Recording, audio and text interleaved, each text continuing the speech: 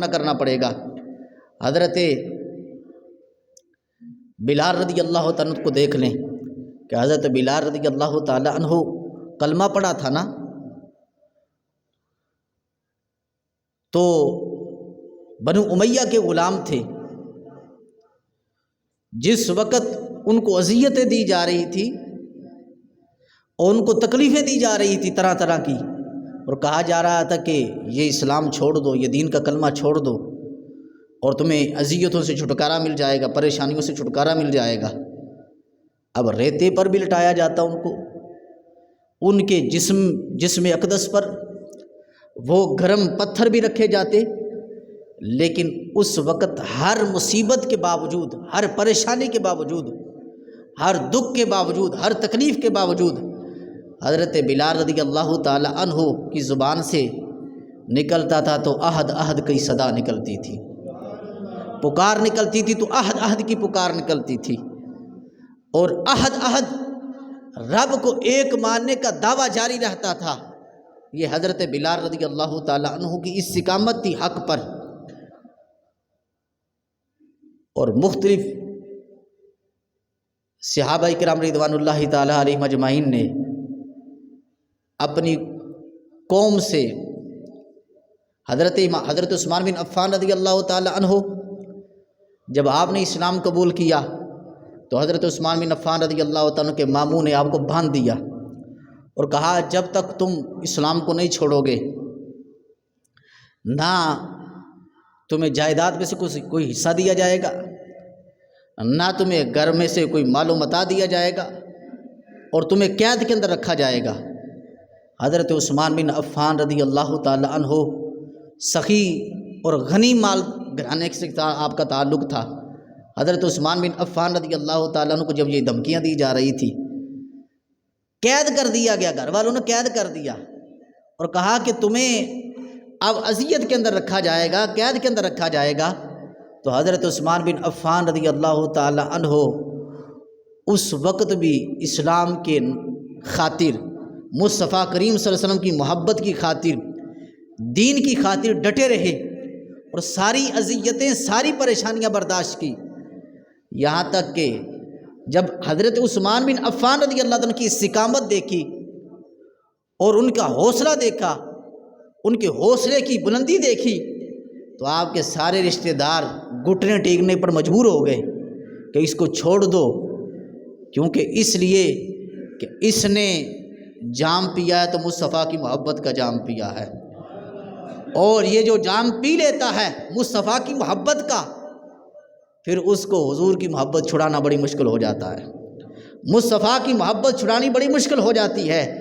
کہ شراب عشق احمد میں کچھ ایسی کیف و مستی ہے، شراب عشق احمد میں کچھ ایسی کیف و مستی ہے، جان دے کر بھی ایک دو بوند مل جائے تو سستی ہے، کہ حضور علیہ الصلوۃ والسلام کی محبت اور دین کی محبت جس کے سینے کے اندر آ جاتی ہے تو پھر اسے دین کی محبت چھڑانا، حضور کی محبت چھڑانا مشکل تو کیا ناممکن ہو جاتا ہے۔ پھر ساری قوتیں بھی لگ جائیں، ساری طاقتیں بھی لگ جائیں، لیکن اس ایک بندے کو ساری طاقتیں ہلا نہیں سکتی۔ حضرت امام اعظم ابو حنیفہ رضی اللہ تعالی عنہ ائمہ حنفیہ کے سرتاج، سراج الامہ، کشف الغمہ، امام اعظم ابو حنیفہ نعمان بن ثابت رضی اللہ تعالی عنہ نہایت زندگی پکیزہ تھی، فقہ کے بہت بڑے امام، حدیث کے بہت بڑے امام، زہد کے، ریاضت اور مجاہدے کے بہت بڑے امام حضرت امام اعظم ابو حنیفہ رضی اللہ تعالیٰ عنہ، اس وقت آپ کو خلیفہ ابو جعفر منصور نے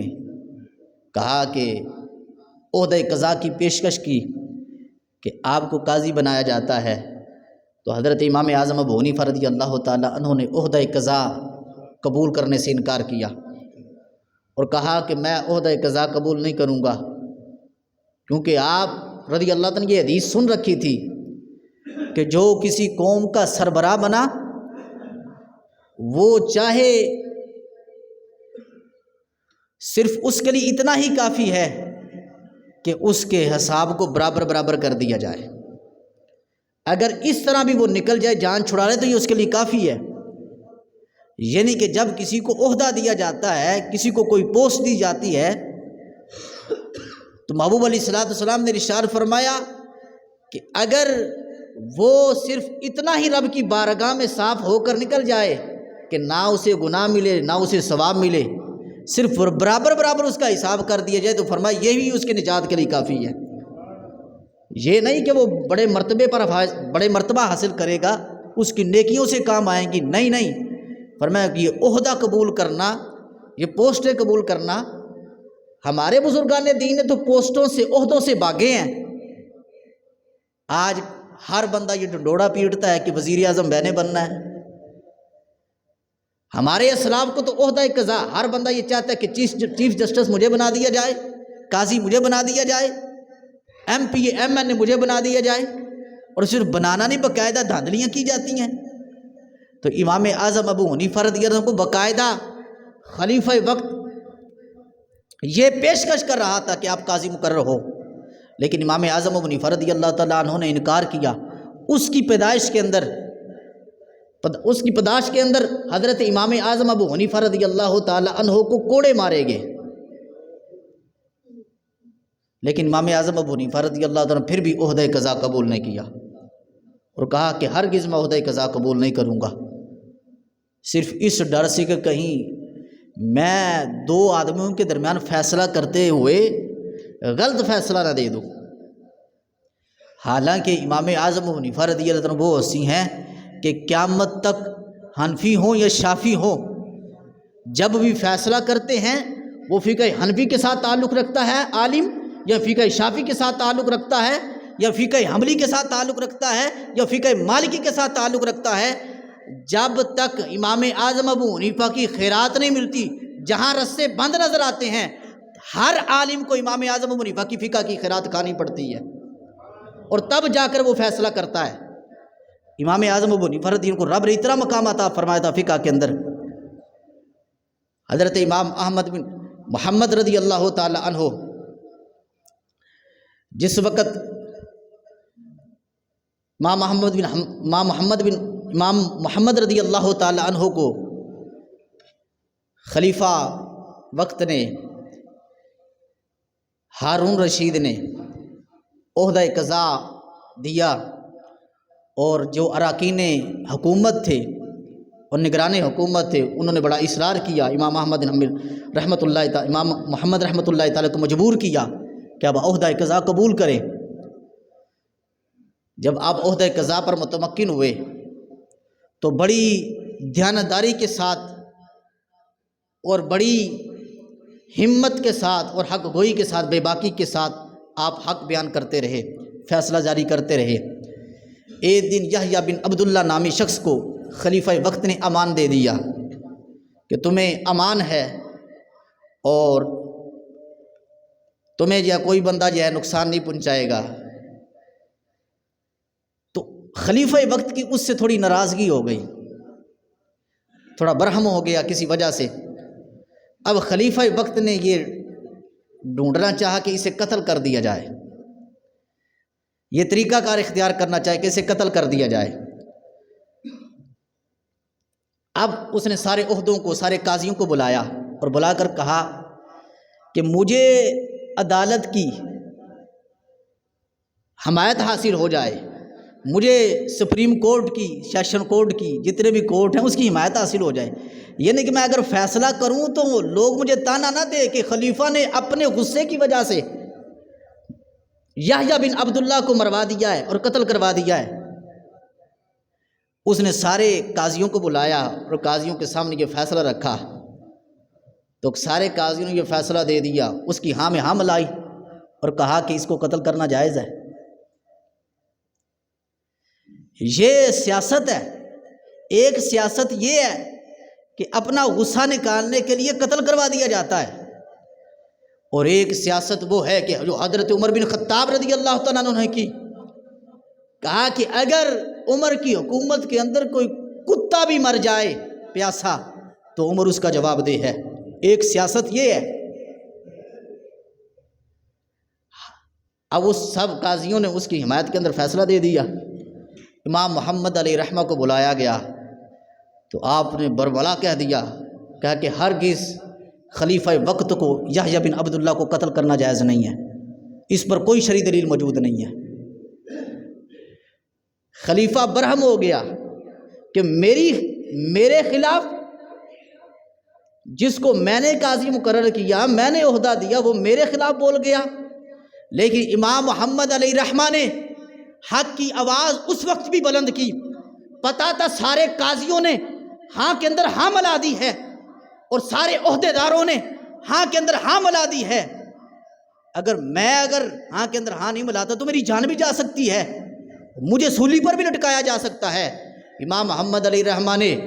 جان کے ساتھ، حق گوئی کے ساتھ، حق کو بے باکی کے ساتھ بیان کرتے ہوئے واضح کیا، جان جاتی ہے تو جائے، امام محمد حق سے نہیں ہٹنے والے۔ امام محمد علیہ رحمہ نے حق کی آواز بلند کی، اور امام محمد علیہ رحمہ امام اعظم ابو حنیفہ کے شاگرد خاص ہیں۔ امام محمد علیہ رحمہ نے حق کی آواز بلند کی، آپ کو عہدہ قضا سے ہٹا دیا گیا اور کہا کہ اس بندے نے ہمارے خلاف فیصلہ دیا ہے تو لہذا اسی عہدہ قضا سے ہٹا دیا جائے، اور باقاعدہ روایات کے اندر آتا ہے کہ آپ کو قید بھی کر دیا گیا، قید کیا گیا کہ آپ نے خلیفہ وقت کے خلاف فیصلہ کیوں دیا۔ آج بھی ایسا ہے، جس کی لاٹھی اس کی بھینس، یہی معاملہ ہے کہ جس کے پاس لاٹھی آ جاتی ہے وہ جس طرح مرضی اپنا اختیار استعمال کرتا ہے۔ امام اعظم امام محمد علیہ رحمہ نے یہ نہیں دیکھا کہ میرے سامنے کتنے بندے بیٹھے ہیں اور بڑے بڑے عہدوں پر فائز ہیں، لیکن امام محمد علیہ رحمہ نے حق کی آواز بلند کی اور حق کا ساتھ دیا۔ اس کے بدلے میں حق پر ڈٹنا یوں کام نہیں ہوتا، حق پر ڈٹ ہر بندہ نہیں سکتا کہ حق پر ڈٹ جائے اور حق پر قائم رہے، یہ ہر بندے کی بس کی بات نہیں ہوتی۔ یا یہ کربلا کے میدان کے اندر رہنے والی شخصیت امام حسین کا انداز ہے یا امام حسین کو ماننے والوں کا انداز ہوتا ہے۔ جس کے سینے کے اندر فکر حسینی ہو اور جس کے اندر رمز حسینی موجود ہو، وہی حق پر قائم رہ سکتا ہے، وگرنہ تو لوگ چائے پر بک جاتے ہیں، اپنے مزاج کو چینج کر لیتے ہیں، اور چند روپوں کی خاطر لوگ فتوے غلط جاری کر دیتے ہیں، اپنے فیصلے غلط جاری کر دیتے ہیں۔ لیکن جو حق والے ہوتے ہیں ان پر خوشی آئے تو تب بھی حق کا رستہ اختیار، حق پر قائم رہتے ہیں، اور ان پر مصیبت آئے تب بھی حق پر قائم رہتے ہیں۔ امام احمد بن حنبل علیہ رحمہ جس وقت 212 ہجری کا وقت تھا، اور یہ بڑا آزمائش کا وقت تھا علماء کے لیے، جب بھی حق کی سربلندی کا وقت آیا تو علماء نے مختلف اذیتیں برداشت کی، پریشانیاں برداشت کی، کیونکہ اجازت تو ہے کہ بندہ باطل کے سامنے اپنی جان کی بچانے کی خاطر ہاں میں ہاں ملا لے، یہ قرآن کی طرف سے اجازت ہے۔ وَقَلْبُهُ مُطْمَئِنٌ بِالْإِيمَانِ، کہ جس کا دل ایمان سے مطمئن ہو، اس کی اگر جان جاتی ہو یا اسے نقصان پہنچتا ہو، حق کو مانتا ہے لیکن اپنی جان کی بچانے کی خاطر وہ باطل کی ہاں میں ہاں ملا لیتا ہے، تو یہ شریعت کی طرف سے جائز ہے۔ لیکن علماء حق میں سے وہ بھی علماء حق ہوئے کہ جنہوں نے اپنی جان کی پرواہ بھی نہیں کی، اور حق کو دل سے بھی مانا، اور حق کو ظالم کے مقابلے میں اور ظالم حاکم کے مقابلے میں برملا بیان بھی کیا، اور اس پر قائم بھی رہے۔ حضرت امام احمد بن حنبل رضی اللہ عنہ 212 ہجری کا دور تھا کہ خلیفہ مامون رشید کا ایک سیکٹری تھا جس کا نام اسحاق بن ابراہیم تھا، معتزلی تھا، اور معتزلی حلقے قرآن کے قائل ہیں کہ قرآن مخلوق ہے۔ ایک قرآن یہ ہے کہ جو الماریوں میں پڑا ہوا ہے، الفاظوں کے ذریعے لکھا ہوا ہے، یہ مخلوق ہے۔ یہ کیا ہے؟ مخلوق ہے، کیونکہ یہ کاغذ پیدا ہوتا ہے، الفاظ پیدا ہوتے ہیں، لیکن جو یہ قرآن جس چیز کا مظہر ہے، جو اللہ تعالیٰ کی صفت ہے، جو اللہ تعالیٰ کی صفت ہے، وہ مخلوق نہیں ہے۔ وہ مخلوق جو اللہ تعالیٰ نے اپنے محبوب کے سینے پر نازل کیا وہ مخلوق نہیں ہے، لیکن یہ جو قرآن لکھا ہوا ہے، جو اس قرآن کا مظہر ہے، جو حقیقی کلام الہی کا مظہر ہے، حقیقی کلام الہی کا مظہر یہ قرآن، یہ حقیقی کلام الہی کا مظہر ہے، اور یہ مخلوق ہے، لیکن جو اللہ تعالیٰ کا کلام الہی ہے، جو اللہ تعالیٰ نے اپنے محبوب کے سینے پر نازل کیا، وہ مخلوق نہیں ہے، وہ غیر مخلوق ہے۔ جب مسئلہ یہ چھڑا، مامون رشید کا بھی یہ عقیدہ تھا کہ قرآن مخلوق ہے، اس نے دلیل دی، اسحاق بن ابراہیم کو یہ قرآن کی آیت لکھ کر بھیجی، انا جعلناہ قرآنا عربیا، کہ ہم نے قرآن کو عربی کے اندر بنایا۔ تو کہنے لگا یہ قرآن مجہول ہے، بنایا گیا ہے، تو جو مجہول ہوتا ہے وہ مخلوق ہوتا ہے، لہٰذا یہ قرآن مخلوق ہے۔ اس نے کہا کہ سارے علماء کو اکٹھے کرو، جتنے بھی سربراہان نے اسلامی تعلیمات کے سربراہ ہیں، ان کو سب کو اکٹھا کیا جائے۔ جو خلق قرآن کے مخلوق ہونے کا قائل ہے اس کو تو امان دے دی جائے، اور جو قرآن کے مخلوق ہونے کا قائل نہیں ہے اس کے درس و تدریس کو روک دیا جائے، اس کی فتویٰ نویسی کو روک دیا جائے، اس کی تبلیغ کو روک دیا جائے۔ سب لوگوں کو بلایا گیا، سب علماء کو بلایا گیا، سب نے ہاں کے اندر ہاں ملا دی۔ لیکن جب امام احمد بن حنبل رضی اللہ تعالیٰ عنہ سے پوچھا گیا کہ آپ کیا کہتے ہیں اس بارے میں، تو حضرت امام احمد بن حنبل رضی اللہ تعالیٰ عنہ کہنے لگے، میں تو اس کے سوا کچھ نہیں کہتا کہ قرآن کلام الہی ہے اور غیر مخلوق ہے۔ یہ سارا کچھ لکھ کر حضرت امام احمد بن حنبل رضی اللہ تعالیٰ کے متعلق سب کچھ لکھ کر خلیفہ کی تک پہنچا دیا گیا۔ خلیفہ نے کہا کہ ان کو روک دیا جائے، ان کی درس تدریس کو روک دیا جائے، ان کی تبلیغ دین کو روک دیا جائے۔ یہاں تک کہ امام احمد بن حنبل رضی اللہ تعالیٰ کو بعد میں کہا گیا کہ آپ ان کو قید کر دیا جائے اور ان کو فوج کے حوالے کر دیا جائے۔ امام احمد بن حنبل رضی اللہ تعالیٰ عنہ کو فوج کے حوالے کر دیا گیا، اور روایت کے اندر آتا ہے کہ امام احمد بن حنبل رضی اللہ تعالیٰ کو روزانہ کوڑے مارے جاتے تھے، جلاد کوڑے مارتا تھا، کوڑے مارتا تھا اور مجبور کرتا تھا کہ مانو جو خلیفہ نے بات کہی ہے۔ امام احمد بن حنبل رضی اللہ کے درس و تدریس کو روک دیا گیا، آپ کی فتویٰ نویسی کو روک دیا گیا، آپ کی تبلیغ دین کو روک دیا گیا۔ وقت کا امام، اور آپ کی حالت یہ تھی کہ آپ روزانہ 300 رکعت نفل پڑھا کرتے تھے، اور آپ 7 دن کے اندر قرآن ختم کرتے تھے نفلوں کے اندر۔ یہ آپ کی حالت تھی۔ روزانہ آپ کو کوڑے لگائے جاتے، روزانہ آپ کو جو ہے پریشانی کے اندر مبتلا کی جاتا، مختلف اذیتیں دی جاتی، مختلف تکلیفیں دی جاتی، یہاں تک کہ آپ کو جب قید کر کے لے جایا جا رہا تھا تو آپ کو خبر پہنچی کہ خلیفہ نے قسم کھائی ہے کہ جو آج میرے موقف کو نہیں مانوں گا میں اسے قتل کر دوں گا۔ حضرت امام احمد بن حنبل رضی اللہ تعالیٰ کو جب خبر پہنچی، حضرت امام احمد بن حنبل رضی اللہ تعالیٰ عنہ نے آسمان کی طرف سر اٹھا کر دیکھا اور کہا، مالک اب یہ بندہ تیرے اولیاء کو للکارتا ہے اور تیرے اولیاء سے دشمنی مول لینا چاہتا ہے۔ اے مالک اس کی سازش سے اور اس کی اذیت سے ہمیں نجات عطا فرما۔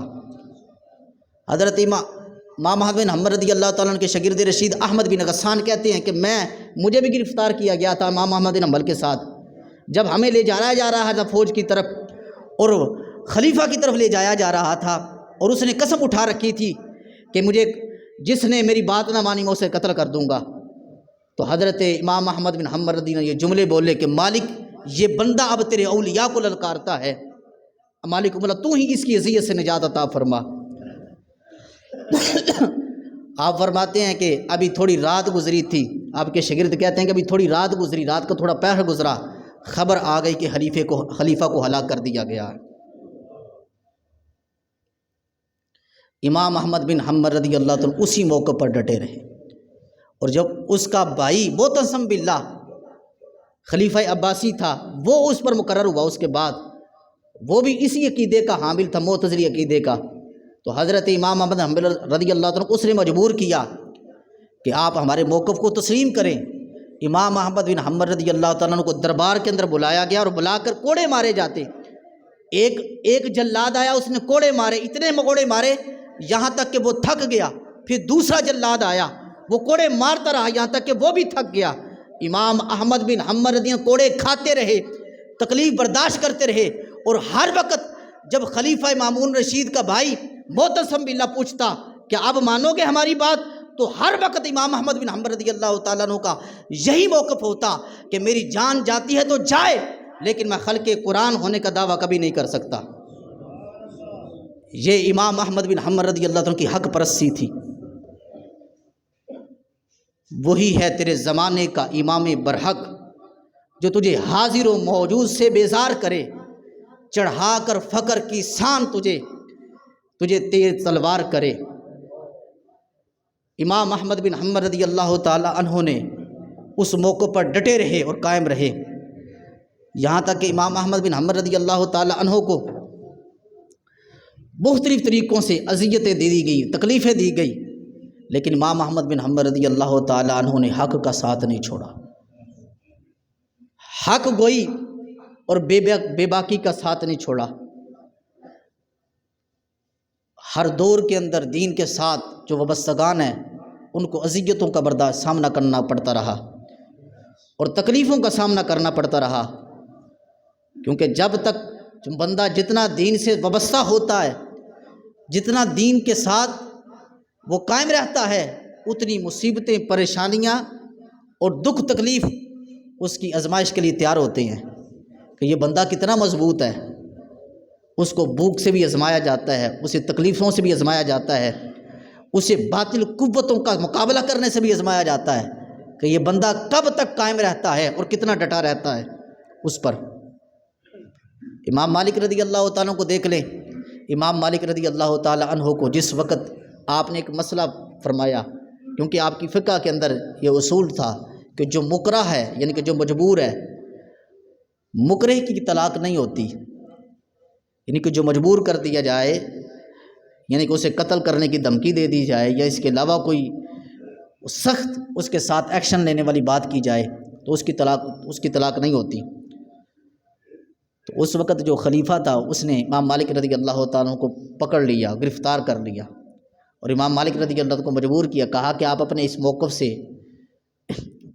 دور ہٹ جائیں اور اپنے مسئلے کو چینج کریں۔ امام مالک رضی اللہ تعالیٰ عنہ نے اونٹ پر بٹھا کر بازاروں کے اندر آپ کو گھمایا گیا، آپ کو کوڑے مارے گئے اور بازاروں کے اندر گھمایا گیا، لیکن امام مالک اب بندہ بدل دیتا ہے۔ پولیس چھاپا مارے گھر کے اندر تو بندہ کہتا ہے چھوڑو جی، عزت بچاؤ، جان بچاؤ۔